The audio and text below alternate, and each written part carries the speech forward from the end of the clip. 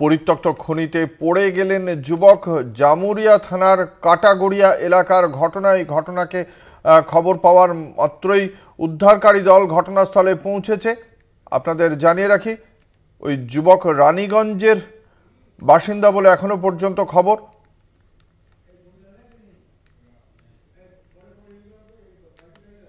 ঘটনাস্থলে পৌঁছেছেন স্থানীয় কাউন্সিলর রূপেশ যাদব। সিআইএসএফ এর তাড়া খেয়েই সে খাদানে পড়ে যায় বলে জানিয়েছেন কাউন্সিলর।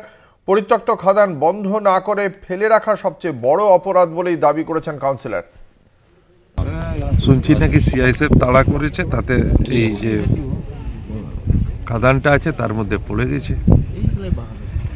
4 ঘন্টা ধরে বলা হচ্ছে, কিন্তু এখন অবধি সেই রকম কোনো রেসপন্স করলেও কিন্তু রেস্কিউটা হচ্ছে না। বা সাধারণ মানুষ আমরা চাইছি রেস্কিউ।